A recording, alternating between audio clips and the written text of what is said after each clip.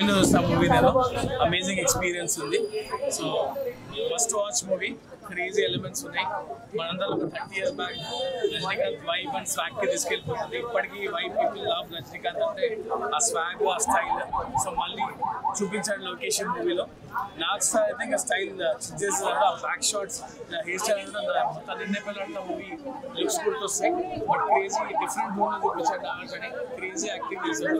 So అందరు ఎవ్రీవల్ including Aamir Khan కొంచెం but crazy వచ్చింది. ఓవరాల్ అనిరుద్ మ్యూజిక్ తోటి full entertainment, amazing screen play తోటి తమిళ్లో చూసినా కూడా మంచి కిక్ ఇచ్చే మూవీ, గ్రేట్ మూవీ. అందరూ తప్పకుండా థియేటర్కి వచ్చి వాచ్ చేయండి.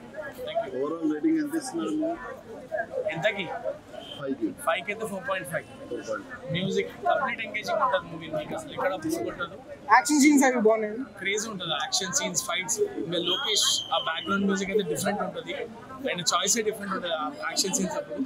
చాలా బాగుంటుంది. ఏమన్నా LCU కి లింక్ ఉందంటారా? LCUకి పెద్ద ట్విస్టే చెప్పొద్దు, బట్ అసలు ఏం లేదు. There is no link. It is complete independence. Maybe next కూడా ఏమైనా వస్తే దానికి లింకేజ్ లాగా లైట్ ఉంది, కానీ లింక్ అయితే లేదు. హైలైట్స్ ఏంటి cinema? Songs, Rajinikanth, Nagarjuna sir. ఇంకొక హైలైట్ ఉంది మర్చిపోయినా, ఉపేంద్ర ఫస్ట్ నుంచి మాట్లాడు లాస్ట్ 10 minutes ఒక్క డైలాగ్ ఒకటో రెండో ఉంటుంది, కానీ ఓన్లీ ప్యూర్ యాక్షన్.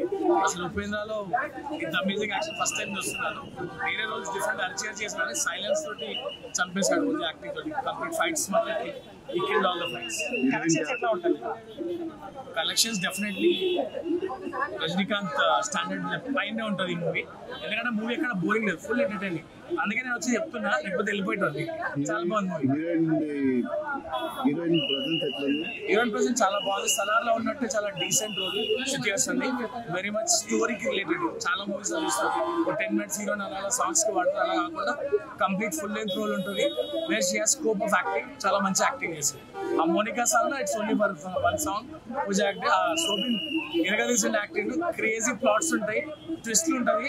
మీకు రేస్ మూవీ చూస్తారు, రేస్ హిందీ చూస్తే ఎలా ప్లాట్స్ చేంజ్ అవుతాయో అలా ప్లాట్స్ చేంజ్ ఉంటుంది దీనిలో. Amazing screen play by Lokesh. Great, thank you అండి. పాజిటివ్ రోల్కి అలవాటు పడి ఉన్నారు, నెగిటివ్ రోల్ చేయడానికి కష్టపడాలి. సో ఇందులో చాలా ఈజీగా టేకప్ తీసుకున్నట్టుంది.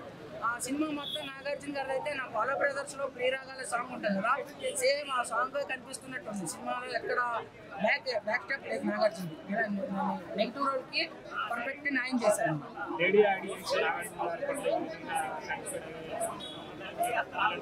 ఇందులో క్యారెక్టర్ విలన్ అండి. అందులో ఏం విలన్ పనులు ఏం చేయలేదండి. ఒక చూపించారు ఒక ఆర్ట్ ఇంప్లిమెంటేషన్, అది ఒక క్రైమ్ అనేది చిన్న ఇంప్లిమెంటేషన్ చూపించారు తప్ప దాన్ని కంప్లీట్గా చూపించారు. ఒక డాన్ అంతే, ఇందులో ఒక డాన్ ఆయన అంతే తప్ప ఆయన ఏమి వెళ్ళి భూదండాలు, కబ్జాలు అలాంటివి ఏం చేయరు. అలాంటివి చేస్తేనే ఎవరికైనా హర్టింగ్ ఉంటుంది. విలన్ రోల్ జస్ట్ చేశారు తప్ప ఆయన క్యారెక్టర్ అది కాదు, ఆయన పర్ఫార్మెన్స్ చేశారు. ఆయనకి కొంచెం ఇవ్వలేదు అనిపించి చెప్పొచ్చు అన్న. లాస్ట్లో ఆయనకు ఒక ఫైట్ సీన్సే ఇచ్చారు తప్ప ఆయనకు ఒక డైలాగు ఇంకేమైనా కొంచెం లెంత్ క్యారెక్టర్ ఇచ్చుంటే కన్నడలో కూడా కొంచెం ఊపు. LCU లోకేష్ కనకరాజన్ గారి సినిమాలో పాడడానికి ఇప్పటికీ ఏమన్నా కంటిన్యూస్ వేరే సినిమాల్లో ఉంటుంది కనెక్షన్ ఏమన్నా? LCU ఇది లోకేష్ కనకరాజన్ పాత మూవీ యూనివర్స్ విక్రమ్ ముందు ఉన్నటువంటి సినిమాలు. అవును, ఇంతకు అదే ఆయన ముందు లియో మూవీ ఏదో అన్నారు. లియో మూవీలో విజయ్ ఉంటారు కదా, ఆ సినిమాకి సపరేట్, ఈ సినిమాకి సపరేట్. మన కొట్టాల శివ గారు తీస్తారు ఇక్కడ ఓన్లీ ఒకే రేంజ్, అలాగే బోయపాటి సింగ్ గారు తీస్తారు ఒకే రేంజ్. అట్లా అయితే ఇందులో కనిపించలేదు. పూజ యాక్టే ఆయన ఒక సాంగ్ లో వెళ్ళిపోతాడండి. దాంట్లో సాంగ్ బాగుంటుంది. ఆ సాంగ్ లో రజనీకాంత్ గారు లేరు, కొంచెం డిసప్పాయింట్. అనిరుద్ధ్ గారు దొరకొట్టేసారు.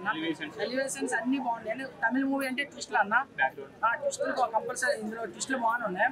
ఎక్కువ ఏ ఇండస్ట్రీకైనా ఎలివేషన్స్ అంటారు కదా, తమిళ మూవీ నుండే తీసుకున్నాను ట్విస్టులు అంటే తమిళ మూవీస్ నుండే బాగుంటాయి. చాలా బాగా తీస్తారు అన్న. సినిమాలో మైనస్ అంటే ఏం చెప్పచ్చు? మైనస్ అంటే మంజుమల్ బాయ్స్ లో ఉండే మెయిన్ రోల్ ఉంటారు కదా, అందులో సోహెల్ గారు ఆయన కొంచెం ఎక్కువ క్యారెక్టర్ చూపించారు. ఆయన కొన్ని సీన్స్ లో హీరో లెక్క ఉంటారన్న, అది బాగా మైనస్ అన్న.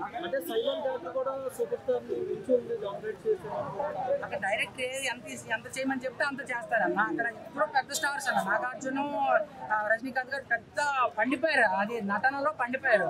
వాళ్ళకి డైరెక్టర్ చెప్పేంత వరకు కాదు సార్ మీకు ఈ సీన్ అంటే ఆ సీన్ లో వాళ్ళు ఎలా కావాలంటే అలా చేస్తారు.